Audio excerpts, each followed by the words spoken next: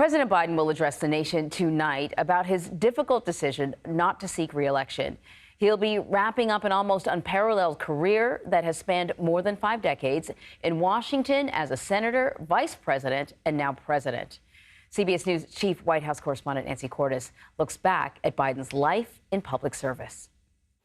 With the COVID. President Biden's recent struggles might lead some to forget. In this bill, we do both. That this is how he was known throughout the 80s and 90s. I'm ashamed of the lack of moral backbone. As one of the most impassioned orators in the U.S. Senate. We got ourselves a problem. He also had a knack for negotiations, securing victories on the 1994 crime bill and the Violence Against Women Act. One of the youngest senators ever elected, Biden was sworn in at his son's bedside after the 2 boys were injured in a car crash that killed Biden's first wife and daughter. He would go on to become a leader on the Foreign Relations and Judiciary Committees. Sexual harassment charges that have been made against Judge Clarence Thomas. Chairing high-stakes confirmation hearings. My name is Joe Biden. I want to be the Democratic nominee. Biden's first bid for president in 1987 folded quickly amid allegations of plagiarism. He ran again in 2008, creating standout moments with quick quips like this. Rudy Giuliani, there's only 3 things he mentioned in a sentence, a noun and a verb and 9/11. I mean, there's nothing else. But Biden finished far behind a pair of younger Democratic senators, Hillary Clinton and Barack Obama. Joe Biden won't just make a good vice president, he will make a great vice president. Who went on to choose Biden as his running mate. Biden defended the Obama record in sharp debates. Jack Kennedy lowered tax rates, increased growth. Ronald Reagan. Now you're Jack Kennedy. And fiery convention speeches. Osama bin Laden is dead and General Motors is alive. Obama, in turn, gave Biden high-profile roles, spearheading economic stimulus. I'm asking my vice president. Gun control.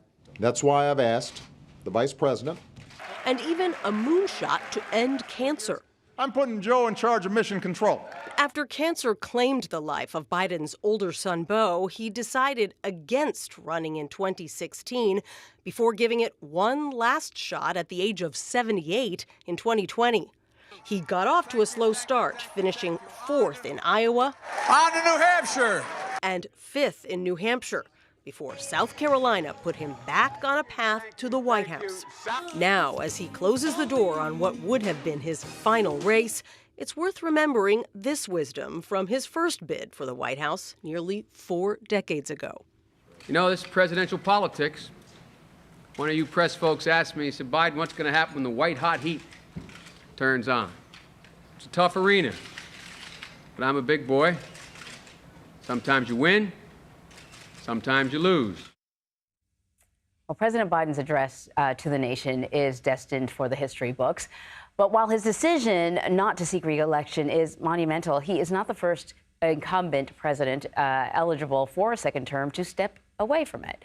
For more on Biden's decision and its historical context, we're going to bring in Lindsay Chervinsky. She's the executive director of the George Washington Presidential Library and the author of Making the Presidency, John Adams and the Precedents That Forged the Republic. Thank you so much for joining us. You know, the other day I was saying I'm sick and tired of saying unprecedented because it's popping up in my script over and over and over again. But the other way of saying unprecedented is saying we are living through history right now. And certainly Biden's address to the nation is going to be a moment like that. It's going to give him an opportunity to define his legacy to the American people. How will this moment stack up in the history books? Well, you're right. We have been using the word unprecedented a lot, I think in the last decade, but especially in the last couple of months. So it is definitely a historic moment we are living through. And I think Biden's speech will likely cap that off. He has the opportunity to speak to the higher purpose of why he was originally running, why he was serving, and what he sees as the next step for the nation. And very few presidents have the opportunity to do that without the mess of partisan politics. But by deciding that he was not going to run, he has sort of elevated himself to a head of state without all the mess of head of party. And that's a very unusual opportunity. The lead up, though, has been a little messy, I think.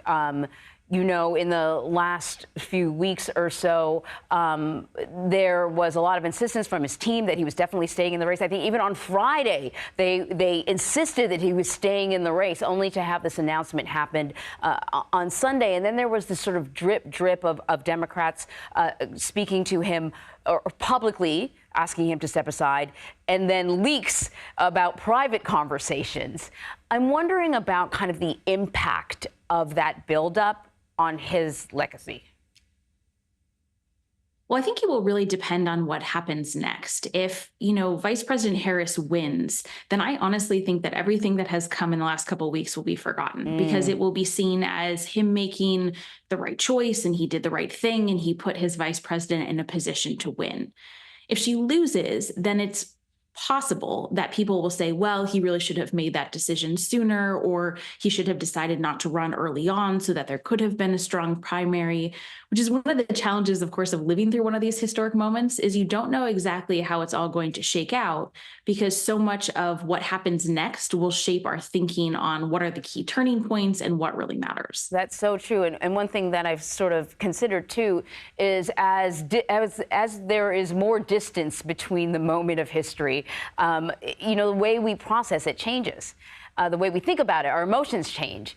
Biden may be the first president in the modern era to drop out of the race so close to an election. Other incumbent presidents in history have dropped out of their reelection, such as Lyndon B. Johnson. How does Biden's decision compare to maybe others in history? Well, you're so right about not having, all of the information or even the intensity of our emotion in the current moment, shadows how we think about things. And Johnson is a great example because Johnson dropped out in March of 1968. He gave a very lengthy speech and I think it's like 48 minutes into the speech said he would not be seeking re-election. But then he was really having second thoughts. And later on, as the convention neared, some of his campaign managers went to the managers of the convention and said, Biden might want to run. And they said, well, okay, he can run just like anybody else. And that information was not public right away. That came out later. And so it's just a good example of how sometimes we don't have the full story yet. What I think is unusual about this moment is unlike Truman, who dropped out, and then Johnson, who dropped out, theirs was really over issues, the war in Korea, the war in Vietnam, and those are big structural divisions in society. Whereas Biden's big problem was his age, and that's not really transferable to any other Democrat. And so I do think we might be in for a little bit of a different situation. Yeah, really interesting. Lindsay Chervinsky, thank you so much. Thank you.